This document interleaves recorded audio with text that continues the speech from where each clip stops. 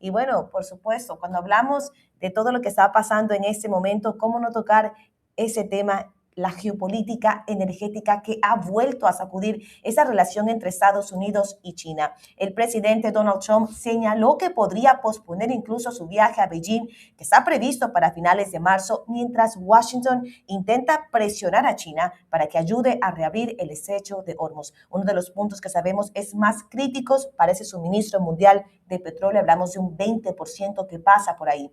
En una entrevista con Financial Times, Donald Trump dijo que espera que Beijing contribuya a desbloquear lo que es esta ruta antes de reunirse con el presidente Xi Jinping en una cumbre que inicialmente estaba programada entre el 31 de marzo y el 2 de abril. Así que este mensaje, por supuesto, llega en un momento de creciente tensión donde esa seguridad energética, ese comercio, por supuesto, vuelven ya a entrelazarse en esta relación entre las dos mayores economías del mundo y de una otra forma, Raúl, a sumar más tensión.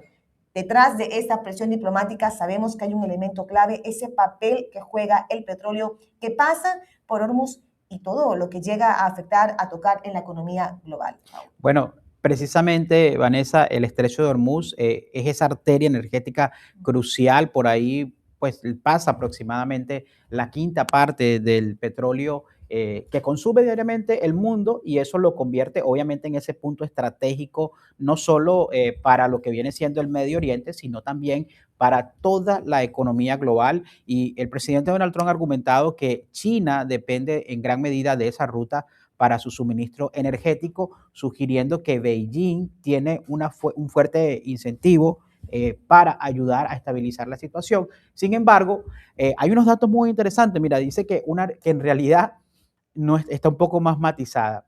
De acuerdo a analistas del Consejo de Relaciones Exteriores y estimaciones de Nomura, el petróleo que pasa por Hormuz representa menos de la mitad de las importaciones marítimas de crudo de China, y es aproximadamente solo un 6.6% de su consumo de energía. Entonces, en otras palabras, Beijing lo que ha hecho todos estos tiempos o todos estos años ha tratado de diversificar sus fuentes de energías y también ha ido acumulando reservas estratégicas. Así que mira cómo cambia la dinámica, porque normalmente pues uno pensaría que, o lo que uno pensaba antes de ver este reporte, es que la dependencia de crudo de China por Irán era mucho más grande.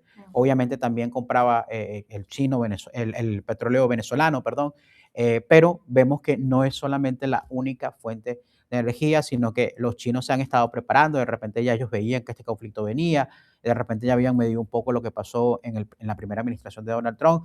eh, y también hay otra parte, que es que los chinos han ido diversificando un poco su consumo energético, tratando de incentivar algunas de las energías alternativas. Entonces, esto va a ser algo muy interesante, y si esa cumbre se da, pues sé que va a traer muchas cosas que hablar.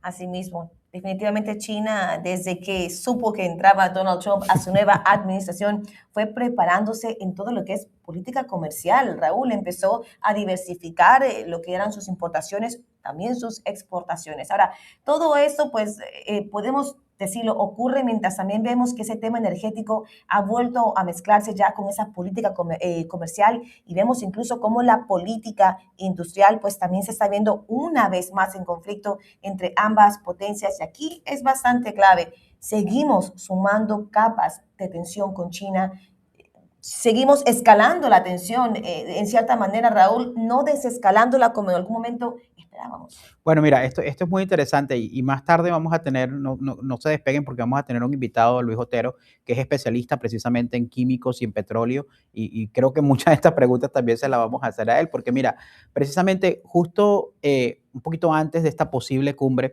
Estados Unidos también abrió una investigación comerciales bajo la sección 301 contra varios países por supuestos problemas de sobrecapacidad industrial, de trabajo forzado. Lo hablábamos la semana pasada. Fue una de las grandes sorpresas de la semana, para tratar también de buscar una vuelta de que, bueno, me quitaron los aranceles. Entonces fueron con esta sección 301, y China respondió calificando estas investigaciones como unilaterales y discriminatorias, y pidió obviamente resolver las diferencias mediante el diálogo. Así que esta cumbre no es una sola cosa lo que se va a tratar, así que lo que parece una discusión sobre petróleo en realidad es mucho más amplio. Mira, energía, comercio, estrategia global, que obviamente están convergiendo en uno de los tableros, tierras raras, en los chips de Nvidia, o sea, hay muchos temas que sí, esa cumbre es importante porque creo que son las dos economías más fuertes del mundo y es importante que haya un cierto nivel de acuerdo para la estabilidad mundial, pero Por los supuesto. temas no es solamente el estrecho de Hormuz. Así que, por supuesto, veremos si ese tema del estrecho de Hormuz se convertirá ya como también en un obstáculo más, decía, una capa más de tensión en esta reunión con muchos temas a tratar entre Donald Trump y Xi Jinping, o se terminará siendo, de hecho, precisamente ese punto, no sé, como de Neurálgico. sí, como ese punto de, ok, acordamos aquí ambas potencias a sentarse a negociar con más urgencia. Lo cierto es que, señores, cuando hablamos del estrecho de Hormuz, no hablamos solamente de China o de Estados Unidos, hablamos de la economía a nivel global. Totalmente. Y yo creo que va a ser algo que vamos a seguir hablando.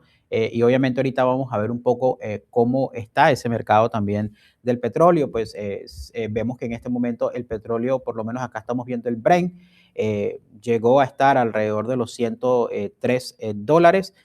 Apenas en la apertura de la bolsa, está cayendo en este momento y está alrededor de los 101 dólares, pero es muy interesante porque había llegado a 95, pero luego de esto volvió hacerse una pequeña subida del petróleo Brent. Y dice que, mira, vamos a ver qué pasa, vamos a ver, aquí está el otro, el otro crudo también está en 94, pues llegó a estar en los 98 dólares, entonces todavía el petróleo, Vanessa, no está en ese nivel que nosotros quisiéramos ver. Obviamente las petroleras están felices porque están facturando, están ganando Wow. mucho dinero en este momento, pero para ya temas de economía global, pues no es lo ideal. Señores, por favor entiendan, todo esto toca el bolsillo del ciudadano a pie, que ya de por sí está viendo ese presupuesto presionado y con esa inflación propiamente que se está sumando.